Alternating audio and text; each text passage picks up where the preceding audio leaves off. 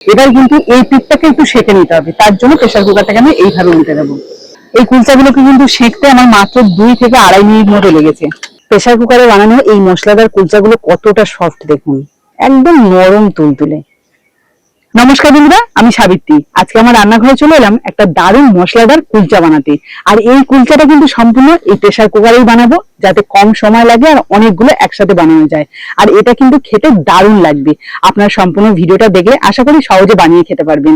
তাহলে চলুন রেসিপিটা শুরু করি। কুলচা বানানোর আগে একটা উপকরণ সুন্দর করে এই বাটির মধ্যে রেডি করে নেবো। দিয়ে দিচ্ছি 2 চামচ চিনি, এখানে কিন্তু গুঁড়ো চিনিও ব্যবহার করতে পারেন, খুব ভালো হয় তাহলে। এবার এর মধ্যে দিয়ে দিচ্ছি 1 চামচের একটু কম বেকিং পাউডার। যতটা পরিমাণে আমি বেকিং পাউডার নিয়েছি তার অর্ধেকটা দিয়ে দিচ্ছি বেকিং সোডা। দিয়ে দিচ্ছি 2 চামচ ভিনিগার। ভালো করে মিশিয়ে নেব। আচ্ছা, এখানে একটা কথা বলে রাখি, আপনাদের হাতের কাছে যদি টক দই থাকে তাহলে কিন্তু ভিনিগারটা দেওয়ার কোনো প্রয়োজন নেই। আর যদি টক দই না থাকে তাহলে ভিনিগার দেবেন, অথবা ভিনিগার যদি না থাকে তাহলে কিন্তু পাতিলেবুর রসও দিতে পারেন। দেখুন সমস্ত কিছু মিশে দারুণ একটা বিক্রিয়া হয়ে গেছে। তো এটাকে এবার সাইডে রাখবো। এবার কুলচাটা বানানোর জন্য আমি কিন্তু ময়দা মেখে নেবো। তাই একটা বড় পাত্র নিয়ে নিয়েছি, এর মধ্যে দিয়ে দিচ্ছি 2.5 বাটি ময়দা, স্বাদ মতো নুন। এবার যে মিশ্রণটা আমি রেডি করে রেখেছিলাম সেটা দিয়ে দিচ্ছি। 1 চামচ সাদা তেল। ভালো করে মিশিয়ে নেব। এবং সমস্ত কিছু মাখানোর পরেও কিন্তু শুকনো শুকনো ভাব রয়েছে, তবে এটাকে তো আমার ডোতে পরিণত করতে হবে, তার জন্য কিন্তু আমি এখানে লিকুইড দুধ ব্যবহার করব। দেখুন সুন্দরভাবে মেখে একটা ডো তৈরি করে নিয়েছি। এবার উপর থেকে একটুখানি সাদা তেল বুলিয়ে দেবো যাতে সফট থাকে। প্রায় 15 মিনিট মতো রেস্টে রেখেছিলাম। এবার ঢাকনাটা খুলে নিচ্ছি আর আরো একবার কিন্তু ভালো করে একটু মেখে নেবো, যেহেতু চিনিগুলো একটু গলে গেছে তাই মাখিয়ে নিলে ভালো হয়। এই দেখুন অনেকটাই কিন্তু নরমও আছে। আর কুলচা বানানোর জন্য এরকম কিন্তু একটু নরম করে মাখলে খুব ভালো হবে। প্রায় 1 মিনিট মতো একটু মেখে নিলাম এই ময়দার ডোটাকে। এবার এটাকে লম্বা রোল মতো করে লেচি কেটে নিচ্ছি। লেচিটা কিন্তু খুব বেশি বড় করব না, মানে রুটি বানাতে গিয়ে যেমন ভাবে লেচি কাটি তার থেকে একটু বড়। এই দেখুন এখানে মোট 6টা লেচি হয়েছে, সেগুলোকে আবার গোল গোল করে নিয়েছি। এবার একটু বেলে নেব এটাকে। এটা কিন্তু খুব পাতলা হবে না, একটু মোটা টাইপের থাকবে, আর খুব বড়ও করব না। এবার এর উপরে দিয়ে দিচ্ছি কালো জিরে, অল্প একটু ধনেপাতা কুচি, সামান্য একটু চিলি ফ্লেক্স। আর একবার একটু বেলে নিচ্ছি এইভাবে, তাহলে ভালোভাবে কিন্তু এর উপর বসে গেল। ব্যাস, দেখতে দারুণ লাগছে না? এবার এই কুলচাটাকে কিন্তু প্রেসার কুকারে গায়ে লাগিয়ে নেব, তার জন্য আমি এখান থেকে তুলে নিচ্ছি। নিয়ে পেছনটা কিন্তু একটু জল লাগিয়ে নেব, যাতে প্রেসার কুকারের গায়ে ঠিকঠাক ভাবে লেগে থাকে। এই যে একদম হালকা করে কিন্তু এইভাবে জলটা লাগিয়ে নিচ্ছি। এবার দেখুন প্রেসার কুকারে আমি এক সাইডে এইভাবে দিয়ে দিচ্ছি। একবারই কিন্তু 6খানা কুলচা আমি রেডি করে নেব।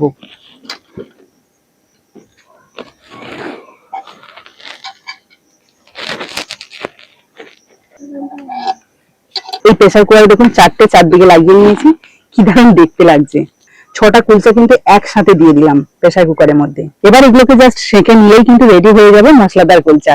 তো চলুন, সেঁকার জন্য কিন্তু আজকে আমি মিনি গ্যাস নিয়েছি, কারণ উনুনে যদি এটা সেঁকতে যাই না তাহলে কিন্তু তাড়াতাড়ি যে আগুনের তাপটা উঠবে তাতেই কিন্তু এটা তাড়াতাড়ি পুড়ে যাবে, ভেতরটা কাঁচাও থেকে যাবে, আর উপরটাকেও সেঁকা যাবে না ঠিকঠাক। তার জন্য আমি গ্যাস নিয়েছি। গ্যাসটা ধরিয়ে নিয়েছি, এবার প্রেসার কুকারটা বসিয়ে দিচ্ছি। তবে হ্যাঁ, সবসময় যে এইভাবে প্রেসার কুকারটা রাখবো তা কিন্তু নয়, তাহলে কিন্তু নিচের গুলো তাড়াতাড়ি হয়ে যাবে, সাইডের গুলো হবে না। তাই কিন্তু আমি ওই 30 সেকেন্ড মতো করে একভাবে রাখবো, তারপরে আবার এটাকে এইভাবে সাইড করে নেবো, তাহলে কিন্তু সবগুলো কুলচার গায়ে ঠিকঠাক ভাবে আগুনের তাপটা লাগবে। এইভাবে কিন্তু ঘুরিয়ে ঘুরিয়ে আগুনের তাপটা কুলচার গায়ে লাগাতে হবে। আগুনের তাপ পাওয়ার সঙ্গে সঙ্গে কুলচাটা কি সুন্দরভাবে ফুলে উঠছে দেখুন। প্রত্যেকটা কুলচা কিন্তু এরকম সুন্দরভাবে ফুলে উঠবে। কুলচা বানানো আমরা জানি যে অনেক কঠিন, অনেকটা সময় লাগে, কিন্তু দেখুন প্রেসার কুকারে কত সহজে কত কম সময়ের মধ্যে একসাথে সবগুলো শিখে নেওয়া যাচ্ছে। প্রত্যেকটা সাইডে কুলচা কিন্তু সুন্দরভাবে ফুলে গেছে। এই জন্য এবার আমি এভাবে বসিয়ে দিলাম প্রেসার কুকারটা, যাতে নিচের গুলো সুন্দরভাবে ফুলে ওঠে। এই দেখুন কি সুন্দর ফুলে যাচ্ছে।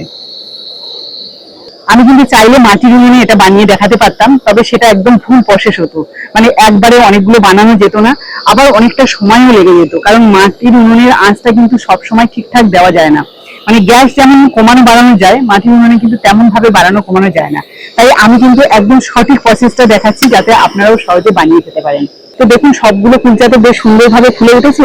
এবার কিন্তু এই পিঠটাকে একটু সেঁকে নিতে হবে, তার জন্য প্রেসার কুকারটাকে আমি এইভাবে উল্টে দেবো। এই দেখুন গাটাও হালকা একটু সেঁকা সেঁকা থাকবে, দেখতেও ভালো লাগবে আর খুব সুন্দরভাবে কুক হয়ে যাবে। বাইরে কিন্তু প্রচন্ড ভ্যাপসা মতো গরম, যেগুলো একদম নিচে বসানো ছিল কত সুন্দর কালার হয়েছে দেখেছেন। এবার সাইডের গুলো হালকা করে এরকম সেঁকে নেব, সেটাকে কিন্তু এইভাবে ঘুরিয়ে ঘুরিয়ে করতে হবে। এই কুলচাগুলোকে কিন্তু সেঁকতে আমার মাত্র 2 থেকে 2.5 মিনিট মতো লেগেছে। দেখুন কত সুন্দরভাবে সেঁকা হয়েছে। এবার আমি এটাকে নামিয়ে একটা পাত্রে তুলে নেব। আর হ্যাঁ, এই সেঁকার সঙ্গে সঙ্গে কিন্তু দারুণ একটা গন্ধ হয়ে যাচ্ছে। এই দেখুন কি দারুণ দেখতে লাগছে দেখুন।